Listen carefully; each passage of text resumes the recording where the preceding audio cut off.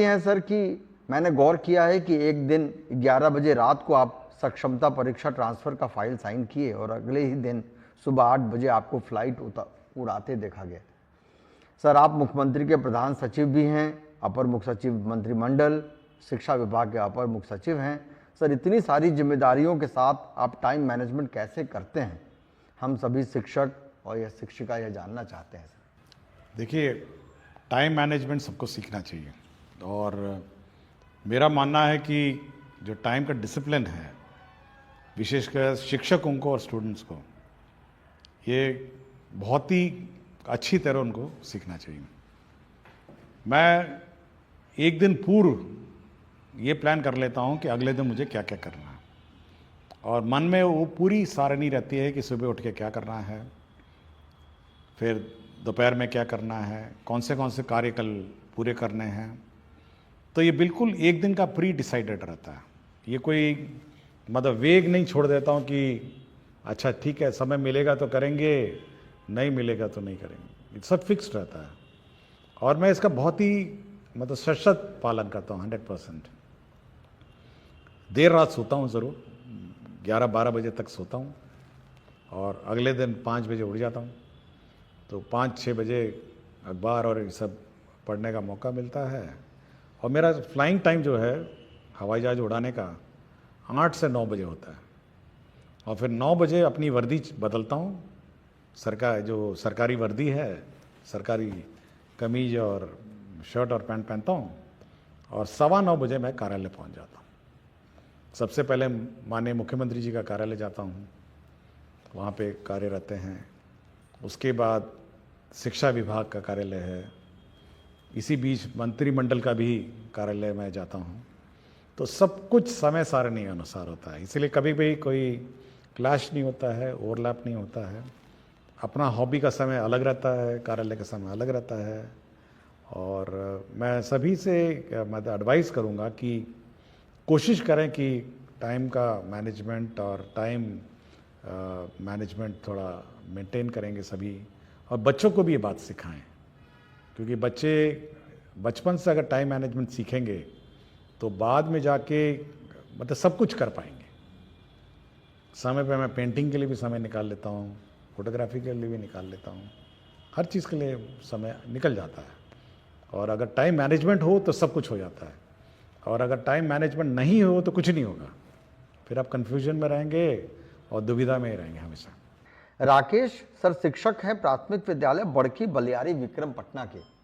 इनका पूछना है कि जब हम गुणवत्तापूर्ण शिक्षा की बात करते हैं तो बच्चे ज़्यादा मातृभाषा में सीखना पसंद करते हैं और अभी तक बच्चों के बीच इससे संबंधित कोई सामग्री नहीं गई है, जबकि राष्ट्रीय शिक्षा नीति भी इसके संबंध में बात करती है। देखिए, मैं इस बात का बहुत समर्थन करता हूँ और जो छोटे बच्चे हैं, विशेषकर क्लास 1, 2 और 3, वो अपनी मातृभाषा में ही उनको शिक्षा होनी चाहिए।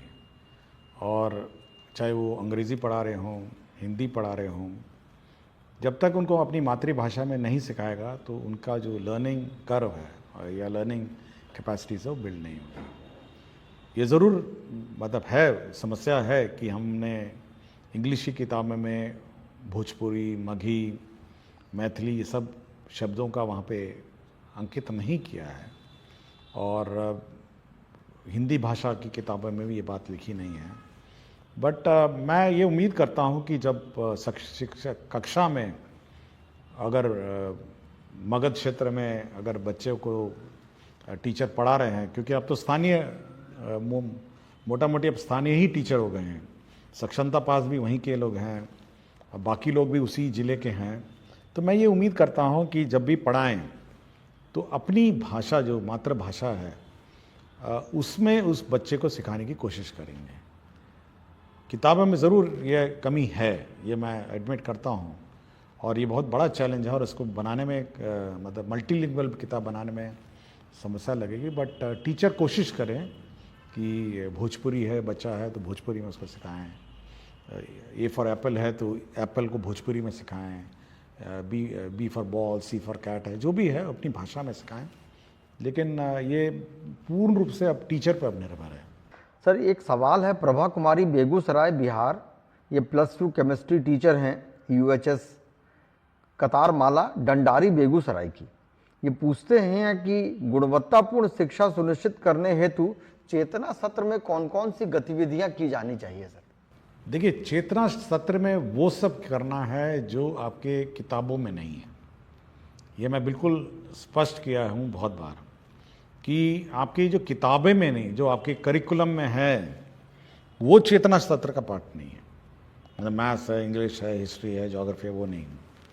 चेतना सत्र में मैं पिछले एपिसोड में मैंने कहा कि आप उसको वैल्यूज़ सिखाएंगे, मतलब एक मानवीय जो गुण है वो सिखाने का सत्र है।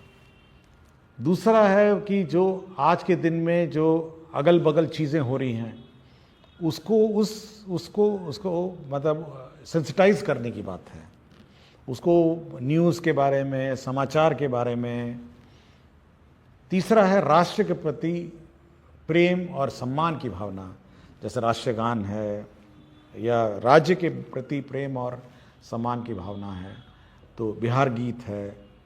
तो ये सब चीज़ें उसको सिखाना है। और एक साथ कतार में खड़े होके प्रार्थना करना, एक साथ और बच्चों को संबोधन, मतलब जब बच्चे कोई ना कोई क्लास में एक बच्चा सुनाता है, कोई भी का वक्तव्य अपना देता है, तो लीडरशिप क्वालिटीज़ हैं, तो ये सब सिखाने का सत्र है। क्लासरूम का जो सब्जेक्ट है वो उससे बहुत ही भिन्न है। और इसलिए मैं बार बार कह रहा हूँ, मैं सभी टीचर से कहता हूँ, क्योंकि हमको हमेशा ये चिंता रहती है, क्योंकि ये पहला सत्र है। अगर टीचर हल्का सा भी लेट हो जाए तो ये सत्र अफेक्ट हो जाता है। देखिए, बाकी सत्र तो बाद में आता है, वो आधा घंटे बाद आता है। अटेंडेंस तो मोटा मोटी इसी बीच में होता है। तो हमको हमेशा ये चिंता रहती है कि चेतना सत्र में लापरवाही नहीं हो और ये समय पे शुरू हो, समय पे ख़त्म हो। हम लोगों ने माइक, म्यूज़िक सिस्टम, बैंड, सबका लिए हम लोगों ने प्रोविज़न किया हुआ है। इसलिए चेतना सत्र मैं अनुरोध करूँगा टीचर से कि भाई इसको बहुत गंभीरता से लें और बहुत ही मतलब ये बहुत इंपॉर्टेंट सत्र है। शिक्षक ने पूछा है सर कि NEP 2020 के अनुसार 25-26 तक कक्षा 3 तक के सभी बच्चों को निपुण बना देना है। एक निपुण भारत कार्यक्रम भी चल रहा है सर, अर्थात उन्हें वर्ग सापेक्ष दक्षता प्राप्त करवा देनी है। इस महत्वाकांक्षी उद्देश्य की पूर्ति के लिए विभाग कौन कौन से उपाय कर रहा है? देखिए, सारे कर रहे हैं। देखिए, FLN किट्स हैं अब हमारा, और रिविजन्स हैं, टेस्ट हैं, और जब तक जूनियर क्लासेस में वो निपुण नहीं होंगे, सक्षम नहीं होंगे, तो सीनियर क्लासेस में ड्रॉप आउट्स बहुत बड़ी हो जाएगी। इसलिए जो पहला इनिशियल क्लासेस हैं उस पर ज़्यादा हम लोग का ध्यान है। और एक बार पकड़ ले हो मतलब रफ्तार पढ़ाई और शिक्षा का, तो ड्रॉप आउट्स भी उतना कम हो जाएगा। तो मेन फोकस हम लोग का वही है, क्लास 1 to 8। सर, एक शिक्षक ने पूछा है सर कि विभाग से कई टोल फ्री नंबर जारी किए गए हैं, परंतु बहुत बार फ़ोन करते रहने पर भी कोई बार उत्तर प्राप्त नहीं होता है, ऐसे में हमें क्या करें? देखिए, टोल फ्री नंबर वही है जो वेबसाइट पे है।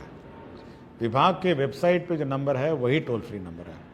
और उस टोल फ्री नंबर मल्टीपल, वहाँ पे 30 टेबल रहते हैं, 30 लोग उसको उठाते हैं, कॉल को रिकॉर्ड करते हैं, उसका हर आवेदन पत्र चेक होता है, उस पर क्या अनुपालन हुआ चेक होता है।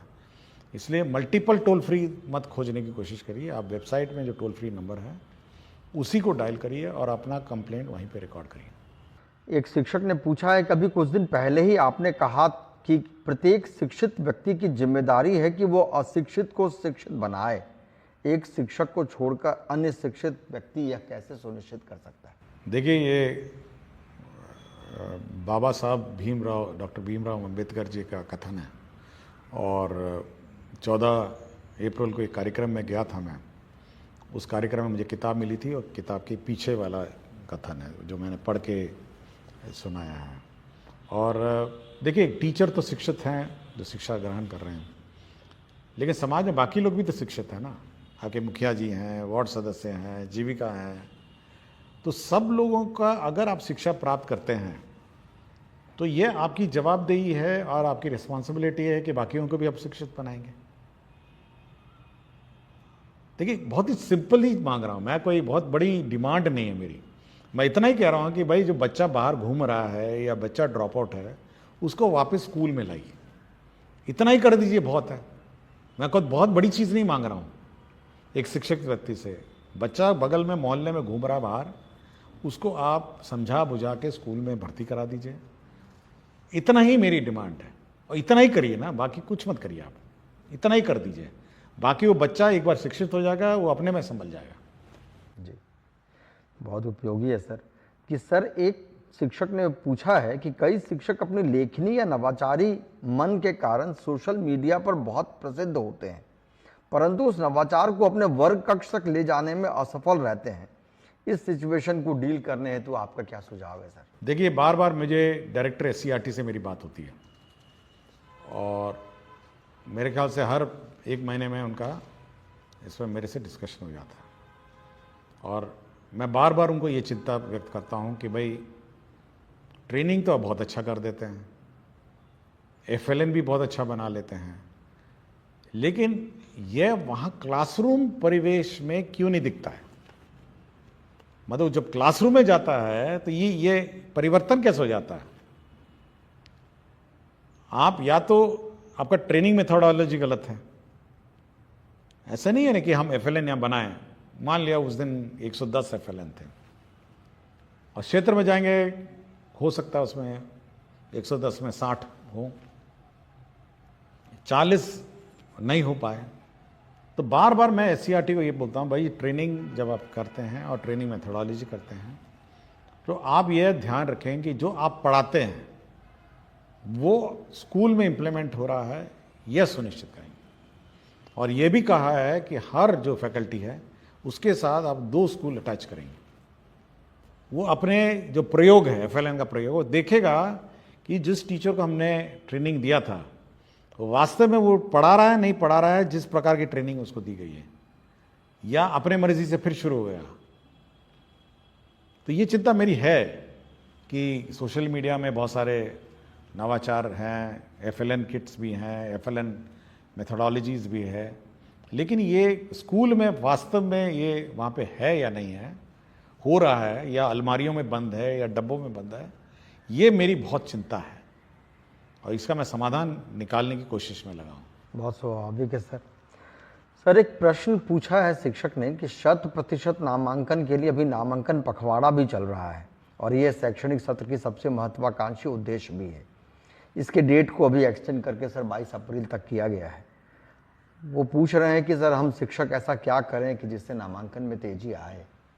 देखिए, तेजी में क्या, आपका पहले तो मीटिंग, मैंने पहले ही कहा है, आप मुखिया जी को ये मीटिंग करेंगे, वार्ड सदस्य को मीटिंग करेंगे, गांव में आंगनवाड़ी सेविका मीटिंग करेगी, आपके जीविका दीदी मीटिंग करेंगे, बच्चों की प्रभात फेरी निकालिए, आप स्कूल को इतना अट्रैक्टिव कर दीजिए कि मतलब बच्चे देखने आए स्कूल में क्या हो रहा है। तो जब एक्साइटमेंट लेवल स्कूल का बढ़ेगा तो बच्चे अपने आप आ जाएंगे। मतलब कभी कभी मैं सोचता हूँ कि कभी कोई जेसीबी गांव में आ जाता है, उसको देखने के लिए 15-20 लोग इकट्ठा हो जाते हैं, मतलब एक्साइटेड हो जाते हैं कि कुछ चीज़ हो रहा है या स्कूल में हो रहा है। तो जैसे स्कूल में वो एक्साइटमेंट है, अटैचमेंट है, या स्कूल में कोई इवेंट हो रहा हो, माइक, देखिए एक चीज़ मैंने सबको कहा है कि शुरू में 6:30 बजे स्कूल है, आप एक ही काम करिए, कुछ नहीं करना है, आप जोर जोर स्कूल का गाना चलाइए, जोर जोर परेड करिए, जोर जोर अपना स्कूल में वक्तव्य दीजिए, ताकि पूरे गांव में आवाज जाए कि स्कूल शुरू हो गया। और कोई बच्चा बाहर घूम रहा है या उसका माता पिता सुनेगा ना, तो वो अपने बच्चे को देखेगा, कहेगा कि नहीं, इस बच्चे को तो स्कूल में जाना है, बाकी बच्चे तो पहुंच गए। तो ये माइक है, बड़ा एम्पलीफायर ले लीजिए ना, बड़े बड़े एम्पलीफायर ले लीजिए, लेकिन ऐसा आवाज करिए पूरे गांव मोहल्लों में कि अगल बगल सारे माता पिता को पता चल जाए कि 6:30 बजे स्कूल शुरू हो गया है, अब स्कूल की गतिविधि शुरू हो गई है, प्रार्थना शुरू हो गया है, आपका राष्ट्रीय गीत हो रहा है, या आपका कोई वक्तव्य सुनाया जा रहा है।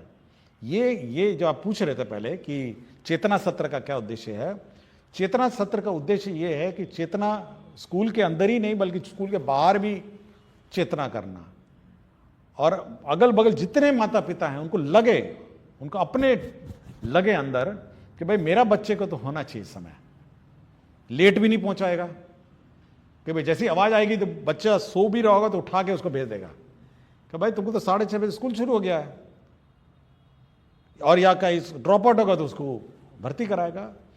तो उस चेतना सत्र में माइकिंग का, आवाज का, मतलब उसका प्रयोग किया जाए और फुल वॉल्यूम में प्रभात फेरी निकाली जाए, माइक लगा के मुखिया जी का मीटिंग करा जाए, वार्ड सदस्य का मीटिंग करा जाए, जीविका बिल्कुल हिला दिया जाए, मतलब गांव का जो वातावरण है उसको इतना चार्ज कर दिया जाए कि सारे बच्चे स्कूल आ जाए। बिल्कुल बच्चे भाग के आए स्कूल। हाँ, मतलब जब एक्साइटमेंट होगा तो सब आ जाएगा ना। अब आपको उम्मीद करेंगे कि हाँ एक तो शांति से वातावरण में स्कूल चल रहा है, आप उम्मीद करेंगे कि अच्छा हम अपना बच्चा लेके जाएंगे, अच्छा कल, आज नहीं तो कल ले जाएंगे, कल नहीं तो परसों, करते करते करते गया। फुल वॉल्यूम में गीत बजाइए, स्कूल में गीत बजाइए, फुल वॉल्यूम में प्रार्थना चलाइए, पूरा गांव का माहौल को ना हिला दीजिए माइक से। विभिन्न धर्मों में भी है, होता है ना, मस्जिद में अजान होती है, मंदिर में आरती होती है, कितना अट्रैक्शन हो जाता है किसी भी मनुष्य को कि बस जाके प्रार्थना या इबादत करनी है, तो वो पैदा करना पड़ेगा स्कूल को। एक मंजीत कुमार शिक्षक हैं सर, राजकीय मध्य विद्यालय माधोपट्टी के। आजकल बच्चे मोबाइल में बहुत अधिक समय बिताते हैं, क्यों नहीं मोबाइल आधारित शिक्षण सामग्रियां शिक्षा विभाग द्वारा ऑनलाइन उपलब्ध करवाया जाए ताकि वे घर पर भी सीखना जारी रख सकें। क्या इस तरह के मोबाइल आधारित शिक्षण सामग्री में मूल्यांकन की व्यवस्था भी हो सकती है? देखिए, हम लोग का है कि इस क्लास 6 से हम लोग ICT लैब स्थापित करेंगे सर, और क्लास 6 से सभी स्कूल में कंप्यूटर होगा, छोटे स्कूल में कम होगा, बड़े स्कूल में कम होगा, और हम लोग मटेरियल को डिजिटल फॉर्म में भेजेंगे सब स्कूल में, और कोई भी माता पिता या बच्चा लेना चाहे डिजिटल फॉर्म में ले सकता है।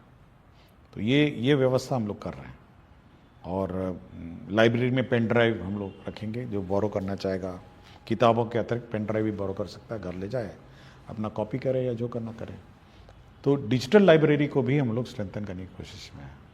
तो इस साल हम लोग का यही लक्ष्य है कि ICT लैब हो, डिजिटल लैब हो, और बच्चे मतलब फिजिकल बुक्स के अलावा डिजिटल बुक्स भी बोरो कर सकें, ये हमारी व्यवस्था है। एक बच्ची का प्रश्न है सर, सुहानी कुमारी हैं, कक्षा 4 मध्य विद्यालय माधोपट्टी दरभंगा की।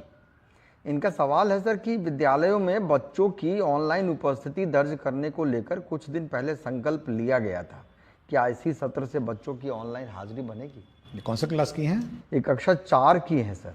4 की हैं, चलिए, ये अट्रैक्ट हो रही हैं चीज़ों के साथ की। कक्षा 4 में भी मतलब डिजिटल एज का जनरेशन है।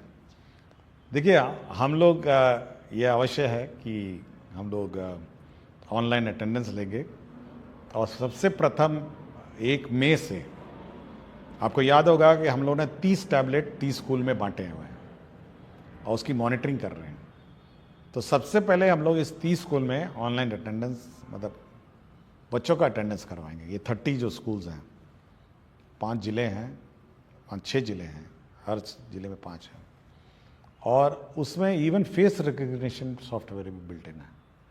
तो बच्चा अपना रजिस्टर करेगा, टीचर भी रजिस्टर करेंगे, और अटेंडेंस, ग्रुप अटेंडेंस होगी बच्चों की और टीचर की भी, और ऑटोमेटिकली वो सॉफ्टवेयर जो है वो इनके लाइब्रेरी फ़ोटो से उस फोटो को मिलान करेगा, और टीचर का अटेंडेंस शीट बना देगा और बच्चों का अटेंडेंस शीट बना देगा कि कौन बच्चे उपस्थित हैं, कौन बच्चे उपस्थित नहीं हैं। तो ये 1 मई से, 1 मई से ये 30 स्कूल में हम लोग लागू कर देंगे। ये ट्रायल पे चलेगा कुछ दिन, टेक्नोलॉजी नहीं है, लेकिन उसके बाद आपको हर टीचर का attendance automatically optical recognition software से निकल जाएगा, और हर बच्चा ग्रुप में भी बैठ के मिड डे मील खा रहा है, उसका फोटो ले लेंगे तो वो ऑटोमेटिकली बता देगा कि कितने बच्चे, कौन बच्चा खा रहा था और कौन बच्चा उस पूरे कतार में मिसिंग है। तो ये सॉफ्टवेयर है। कक्षा 4 की जो सुहानी कुमारी बच्ची हैं, छात्रा है, तो डिजिटल एज में प्रवेश कर रही हैं। तो अब वो कागज़ी अटेंडेंस और फिज़िकल अटेंडेंस का भी युग ख़त्म हो गया है, और एक बार ये टेस्ट हो जाएगा तो स्टेट वाइड रोल आउट करेंगे हम। बहुत बहुत धन्यवाद सर। सभी को नमस्कार। हम अगले शनिवार के साथ पुनः उपस्थित होंगे। धन्यवाद।